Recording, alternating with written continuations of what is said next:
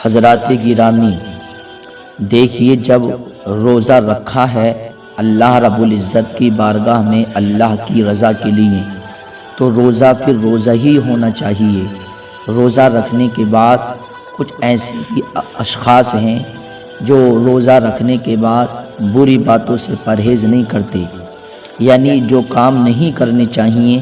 وہ کام روزے کی حالت میں بھی کرتے ہیں، اور ایسے لوگوں کا روزہ کوئی روزہ نہیں ہے۔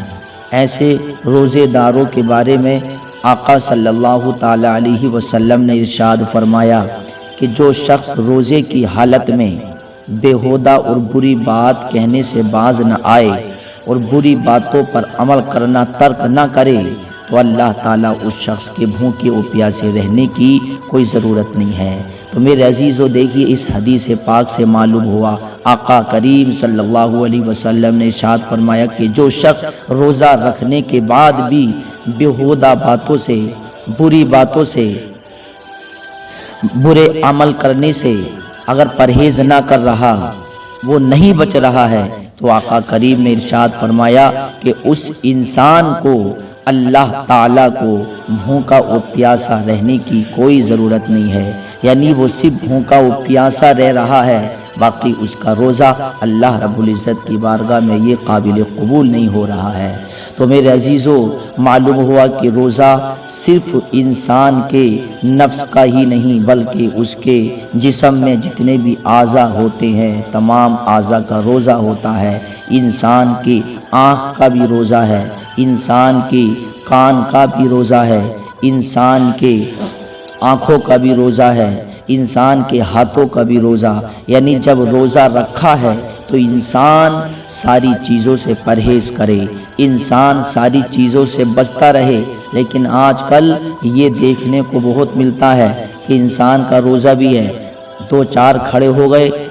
غیبت کرنی شروع کر دی، کسی کی غیبت کرنی شروع کر دی، کسی کی برائی کرنی شروع کر دی، کسی کی مذاق اڑانی شروع کر دی، کبھی اس کی پیٹھ پیچھے اس کی برائی کی، کبھی اس کی برائی کی۔ تو عزیزان گرامی، دیکھیے روزے کی حالت میں انسان ایسے کام کرتا ہے کہ اس کام سے اس کا روزہ مکروہ ہو جاتا ہے، اور آقا نے بھی فرمایا کہ جو روزہ رکھنے کے بعد بےہودہ باتوں سے، بری باتوں سے، چغل خوری سے، غیبت سے اگر باز نہ آئے تو اس انسان کا بھوکا اور پیاسا رہنا یہ اللہ رب العزت کو ضروری نہیں ہے۔ اللہ رب العزت اس کی عبادت کو اپنی بارگاہ میں پسند نہیں کرتا۔ تو دیکھیے عزیزان گرامی، واقعی میں جب روزہ رکھا ہے تو پھر روزے کی طریقے پر ہی انسان کو روزہ گزارنا چاہیے تاکہ اللہ رب العزت بھی خوش ہو، اللہ تعالیٰ کے رسول صلی اللہ علیہ وسلم بھی خوش ہو۔ نبی کریم صلی اللہ علیہ وسلم نے فرمایا کہ بہت سے روزے رکھنے والے ایسے ہیں جنہوں نے بھوکا رہنے کے سوا کچھ بھی حاصل نہیں کیا، اور بہت سے شب بیدار ایسے ہیں جنہوں نے رات جاگنے کے سوا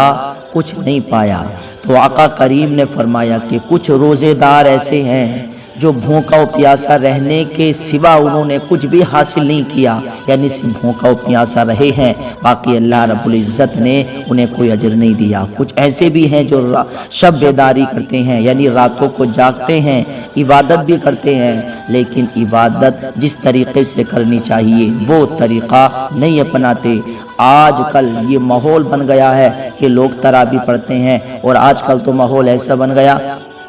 کہ 6 دن کی تراویح، 10 دن کی تراویح، 15 دن کی تراویح، لوگوں نے اس کو اپنا معمول بنا لیا ہے، جبکہ میرے عزیزو یہ کوئی تراویح نہیں ہے۔ دیکھنے کو یہ نظر آتا ہے کہ 6 دن کا قرآن ہو رہا ہے، 6 دن کی تراویح پڑھی جا رہی ہیں، 10 دن کی تراویح پڑھی جا رہی ہیں، تو اس میں اکثریت ایسے لوگوں کی ہوتی ہے جو صحیح سے نہیں پڑھ پاتے ہیں تراویح، جو نماز کا مذاق اڑاتے ہیں۔ بہت سارے ایسے ہیں ہمارے نوجوان جو پہلی رکعت میں تو نیت ہی نہیں باندھتے ہیں، جب رکوع میں جاتے ہیں امام صاحب تب جا کر کے نیت باندھتے ہیں، اور جو دوسری رکعت پڑھتے ہیں تو اس میں بھی وہ شیطانی بازی کرتے ہیں۔ تو میرے عزیزو دیکھیے رات جاگ کر اللہ کی عبادت بھی کر رہے ہیں، اپنی نیند بھی خراب کر رہے ہیں اور کوئی ثواب بھی حاصل نہیں ہو رہا ہے، تو پھر ایسی نماز سے کوئی فائدہ نہیں۔ آقا نے فرمایا کہ کچھ ایسے لوگ ہیں جو شب بیداری کرتے ہیں، سوچتے ہیں یار ہم عبادتیں کر رہے ہیں، ہم نمازیں پڑھ رہے ہیں، لیکن آقا نے فرمایا ان کی نماز کا، ایسی نماز کا کوئی فائدہ نہیں ہے، اور ایسے روزہ داروں کا بھی کوئی فائدہ نہیں ہے جو روزہ رکھنے کے بعد برے کاموں سے نہیں بچ رہے ہیں، کسی کی غیبت کرنے سے نہیں بچ رہے ہیں، کسی کو برا بھلا کہنے سے نہیں بچ رہے ہیں۔ تو میرے عزیزو، یہ مبارک عظمتوں والا مہینہ ہے، تو جو بھی کام ہو وہ دل سے ہونا چاہیے۔ روزہ رکھا ہے تو برے کاموں سے بھی بچیے،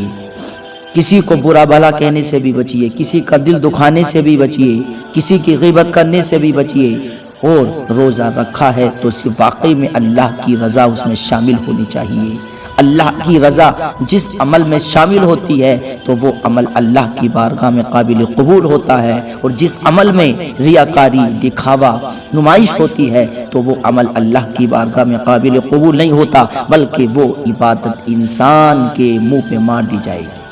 آقا کریم صلی اللہ علیہ وسلم نے ارشاد فرمایا کہ کچھ نمازی ایسے بھی ہوں گے کہ وہ سوچیں گے یار ہم نے دنیا میں بڑی نمازیں پڑھی ہیں، بڑے روزے رکھے ہیں، بڑی عبادتیں کی ہیں، لیکن میدان محشر میں وہ ساری عبادتیں کپڑے میں لپیٹ کر ان کے منہ پہ مار دی جائیں گی۔ وہ سوچیں گے ہم نے تو اتنی عبادتیں کی، لیکن یہ ہماری عبادتوں کا کیا ہوا؟ تو حکم ہوگا کہ عبادتیں تو کی، لیکن وہ صرف دنیا کو دکھانے کے لیے، ریاکاری شامل تھی اس میں، نمائش کے لیے، میری رضا کے لیے نہیں۔ اللہ فرمائے گا میری رضا کے لیے نہیں، جو میری رضا کے لیے عبادت کی جاتی ہے وہی اللہ اس قبول فرماتا ہے، وہ جو اللہ کی رضا کے لیے نہیں ہوتی، نمائش ہوتی ہے جس میں دکھاوا ہوتا ہے، تو ایسی عبادت کو اللہ رب العزت اپنی بارگاہ میں قبول نہیں کرتا ہے۔ تو میرے عزیزو، آقا کریم صلی اللہ علیہ وسلم نے ارشاد فرمایا کہ روزہ رکھا ہے تو پھر برے کاموں سے بھی پرہیز کریں، اور ایسے کاموں سے بچو جن کاموں سے عبادت مکروہ ہو جاتی ہے، روزہ مکروہ ہو جاتا ہے، بلکہ جب روزہ رکھا ہے تو بالکل نیک متقی پرہیزگار بنو، کیونکہ اللہ رب العزت نے قرآن میں فرمایا کہ روزے تمہارے اوپر اس لیے فرض کیے تاکہ تم متقی بن جاؤ، لعلکم تتقون، تاکہ تم متقی بن جاؤ، تاکہ تم پرہیزگار بن جاؤ۔ تو اس کا مطلب یہی تو ہے کہ انسان روزہ رکھ کر اللہ کی بارگاہ میں متقی بنتا ہے، پرہیزگار بنتا ہے، لیکن متقی پرہیزگار وہی بنتے ہیں جو خالص اللہ کی رضا کے لیے کرتے ہیں، وہ جو نمائش کے لیے، دکھاوے کے لیے۔ تو میرے عزیزو، ایسی عبادت، ایسے روزے اللہ رب العزت کی بارگاہ میں قابل قبول نہیں ہوتے۔ اور فرمایا جاتا ہے کہ 3 قسم کے لوگ ہوتے ہیں جو روزے رکھتے ہیں،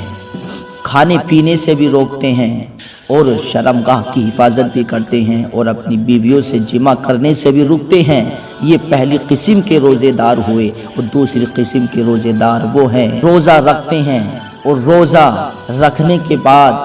ان کے کان کا بھی روزہ ہوتا ہے، ان کی آنکھ کا بھی روزہ ہوتا ہے، ان کے ہاتھوں کا بھی روزہ ہوتا ہے، یعنی ان کے تمام اعضائے جسم کا بھی روزہ ہوتا ہے۔ وہ اپنے تمام جسم کے اعضاء کو بھی گناہوں سے روکے رکھتے ہیں، وہ واقعی میں ایسا روزہ رکھتے ہیں۔ اور تیسری قسم کے وہ لوگ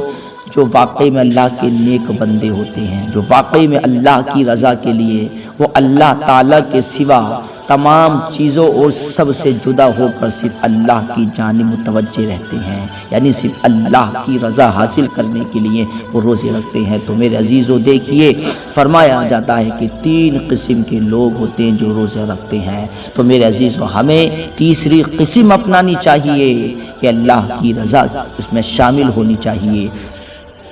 آقا کریم صلی اللہ تعالی علیہ وسلم کی حدیث پاک سے ہمیں یہ معلوم بھی ہوتا ہے کہ مسلمان روزہ رکھتے ہیں اور ان کا فرض ادا بھی ہو جاتا ہے، بظاہر وہ روزہ توڑنے والا کوئی کام نہیں کرتے، لیکن جو تقوی اور بلند درجہ روزے سے نصیب ہونا چاہیے، وہ تراویح ادا کرنے سے جو فرحت خوشی ملنا چاہیے، اس سے محروم رہتے ہیں۔ اللہ اکبر، یعنی وہ سمجھتے ہیں کہ ہم نے بہت عبادتیں کی، تراویح بھی پڑھی، روزے بھی رکھے، لیکن وہ ان نعمتوں سے جو اللہ رب العزت عطا کرتا ہے عبادت کے بعد، ان نعمتوں سے محروم رہتے ہیں۔ روزے کی حالت میں بھی اپنی بےہودہ عادت کے مطابق جھوٹ، مکر و فریب، بہتان، غیبت وغیرہ برے کاموں سے باز نہیں آتے۔ وہ تجارت کرتے ہیں تو دھوکہ دینے سے باز نہیں آتے، ملازمت کرتے ہیں تو سستی سے باز نہیں آتے، لوگوں پر ظلم کرتے ہیں، دوسروں کا حق مارتے ہیں، رشوت، سود کا پیسہ کھانے کی ناجائز حرام حرکتوں کو نہیں چھوڑتے۔ رمضان کے ایک مہینے کا روزہ تو مسلمانوں کو بہت بلند کر سکتا ہے، اس میں شک نہیں کہ وہ روزہ مسلمانوں کی مادی اور روحانی بلندی کا ذریعہ ہے، لیکن افسوس کہ ہم اس کو ایک رسم سمجھ کر اختیار کرتے ہیں، وہ تقوی پرہیزگاری اختیار نہیں کرتے جس سے روزے کا پورا فائدہ نصیب ہو۔ یاد رکھیے کہ اللہ تعالیٰ نے ہماری فلاح اور کامیابی کے لیے ہمیں روزہ جیسی عبادت عطا کی ہے، تو میرے عزیزو واقعی میں ہم اسے عبادت ہی سمجھیں اور اللہ رب العزت کی بارگاہ میں بلند مرتبہ حاصل کریں۔ اللہ نے ہمیں یہ روزہ دیا تاکہ ہم متقی و پرہیزگار بنیں، تو واقعی میں متقی اور پرہیزگار بن کر ہی دکھائیں میرے عزیزو، تاکہ روزہ رکھ کر کے ہمیں اللہ رب العزت کی رضا حاصل ہو جائے۔